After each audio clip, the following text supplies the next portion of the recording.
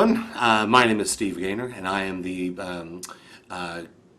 what am I? The community manager for socialbizug.org, and I am delighted to have with me today. And I'm going to mess it up again. Cerys, Yeah, Karen. Cerys Yeah, Hearsey. Is that right? that's pretty good. That's That's, pretty. oh, I'm so sorry. I It's even like, practiced it and got it wrong. And thank you so much for taking the time to do this. And before I get into the interview, I understand that you're in London right now. I am indeed very grey and overcast London, doing its best England summer impression. Although that looks, I'm looking out looking behind you, that looks like a nice view there.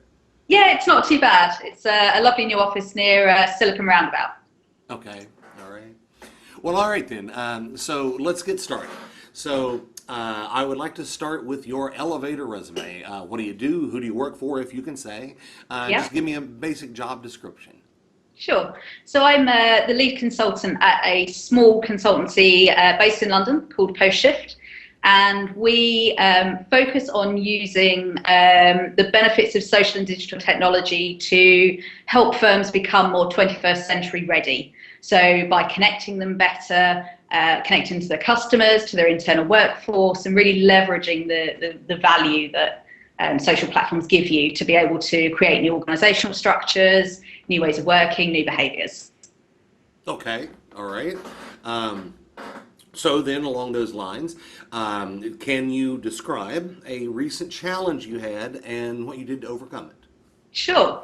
So I'm lucky enough to work with some really big companies, lots of kind of big multinationals. And one of my favorite challenges when I start working with a new client is getting my head around what it is they really do. And I have the privilege to work with companies that do a lot of things, but I've never really thought about them. So, for example, one of my favorite examples is I went to work for a steel company. They make steel tubes, continuous steel tubes for the energy industry. And they have a fascinating business, but I'd never thought about it in my life, you know. It's one of those things. I suppose I'd seen steel tubes, but I never thought about who created them, the problems that they would have, and where these things were made. And it's always a challenge for me to get my head around a new business where I don't have expertise necessarily. I'm not an engineer, but I know a lot about engineering now as a consequence of my work. So one of my favorite things to do is to read and to talk to people. So I spend a lot of my time seeking out people who have expertise in that area and just bombarding them with questions to get my head around the challenge that I'm trying to address within that organization. Oh, a woman after my own heart. I do that too whenever I'm encounter something that is new to me. Yeah. My dad always said I'd never met a stranger. Uh, Yep. and so I will bombard them with questions. Yeah. It's the best way to learn. Absolutely. And I think because I work in so many different industries, there's no way I can understand the complexity of them in as much detail as I need until I can really talk to and engage in debate and discussion with the people who work in that field. And I think that's by far the most interesting way to find the true crux of their problem before I try and solve it. Absolutely. I couldn't agree with you more. All right, so now you've been making some really great blog posts on our site, and forgive me, I'm going to have to refer to my notes here, but in one of your latest blog posts, you talk about the emergence and influence of internal change agents. It also begins with a really great quote. I alone cannot change the world, but I can cast a stone across the waters to create many ripples. Mother Teresa. Yeah. That's an awesome quote. So can you talk a little bit about becoming a change agent? What are some of the first steps that I should be doing to cast my stone? Sure. So when I first started working in this field, and you rock up to these organisations, you start talking to the leadership and the people on the ground, and there are always these people who emerge who are really passionate about what it is that you're trying to do for their organisation. They click with it, they understand it, they can translate it into the business language very quickly. And those people tend to sit at the intersection of lots of different parts of the company. So they're usually well connected inside their company. They're very engaged with people on the ground, people in management, people in leadership. They're normally quite vocal in meetings, although not in a disrespectful way. They often bring lots of ideas to the table and they want to promote discussion. And I'm fascinated by these people. They are really amazing within their organisation, pushing forward these boundaries in sometimes very difficult circumstances. They're not often recognised by people in leadership positions as having the influence that they do. So, but they're often my strongest allies when I'm trying to create change, because they can help on the ground make small progress steps towards a much bigger change. And that, for me, is really what change is all about. Big change programmes tend not to always deliver what they promise, but you can make very small tweaks to what you're doing to create much bigger change. And those people really grasp those ideas and really run with them. In terms of becoming a change agent, it's one of those things that I don't think anyone ever aspires to become one, but it kind of happens by stealth. People come to you more and more asking for advice. You know, you stick your hand up to get involved in programs. You know, you tend to be one of those people who are really passionate and excited about the purpose of the change, and that it just kind of happens to you, not necessarily something you choose. Okay, and let me make sure. So you're saying it's probably, and correct me here if I'm wrong, that it's probably better to start small with some small changes, Yeah. and instead of one big overarching, let's do this, right? I think there's a bit of pragmatism involved in my answer there. And we've seen a lot of, especially in, I'm sure it happens all over, but in the UK, we've seen some really high profile failures in terms of change programs. So if we look at, there was a big program for our National Health Service to centralise all of the IT systems and to create a single spine for the health service. And it failed monumentally, having spent billions of pounds, because it was too big and nobody had ownership of the day-to-day change activities that needed to happen. So for me, it's much more effective if you can start to build momentum from change by creating that, weekly change agenda, as it were. In order to achieve this bigger change, we could start here and we could make a change to the way you do your meetings every week. We could make a change to the way you produce documentation. We could make a change to the way that you're driving towards new capabilities for your organisation, using really small but regular changes. Got it. All right.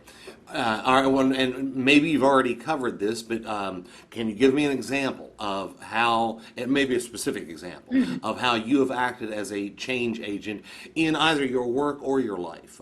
Sure. So one of the very pleasurable kind of flip sides of my job is, because I'm interested in creating 21st century companies, I'm always challenging my own company, and we collectively challenge ourselves to change the way that consultancy works. So for me, consultancy is quite a broken model. Sticking a bunch of bright young things into a room to solve a problem and coming out, say, a month later with an answer that you haven't explained to a customer doesn't give them the transparency and the oversight and the ownership of the change that you're suggesting for them. So I'm often trying to challenge my own industry as a change agent to bring them into the 21st century, to make them enablers of change, not imposers of change for organisations. Well put. Enablers of change as opposed to opposers of change. Yeah. I like that a lot. So I think it's a really important thing for us all to challenge ourselves to make sure that we're doing things in the right way, especially if you have an opportunity to influence the way work gets done. And we all do, we all do things in a certain way, and we all know that nudging our neighbours to do things in a different way is one of the most effective ways to spread that change virally. Yes, I agree.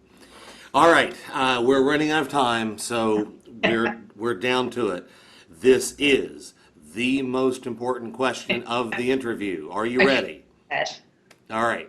What is your favorite movie and why? I'm actually a bit of a bookworm, so this one's challenging for me. My favourite film is Hitchcock's Rebecca. Oh, yes. Yeah, which starred Laurence Olivier and Joan Fontaine and was filmed in 1940. I love the story. I love the book. It was one of my favourite books as a child, and it's one of the only conversions from book to film, which I feel does the book justice. It's a beautiful story. It's quite a creepy story. I think Hitchcock was the perfect guy to make it. I just love everything about it.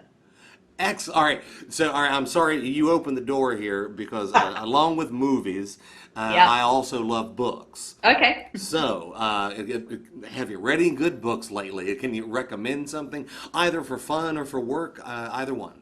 Yeah, so I can do a bit of both. Okay, So sure. my favourite work-orientated book at the moment is Frederick Laloux's Reinventing Organisations.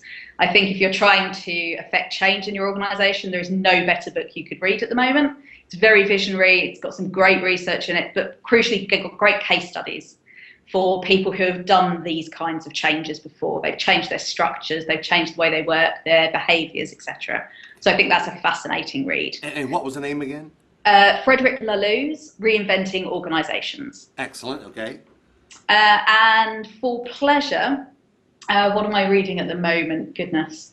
I have just finished reading a biography of Leo Tolstoy, which was very interesting. I'm a bit of a Russian nut. So for me, anything about the kind of big Russian writers of the 19th and 20th centuries is definitely on my list. Good choices. Thank you. All right, I think we're out of time. Now, so that I don't mess it up again, please tell me the right way to say your name. It's Cerys Hearsey. Cerys, thank you so much for taking the time to be with us today. And everyone, if you haven't, check out her blog. It is a very, very cool blog on the site. And that's it. I hope to see you all on the site. This is Stephen Gaynor signing off. Bye-bye, everyone.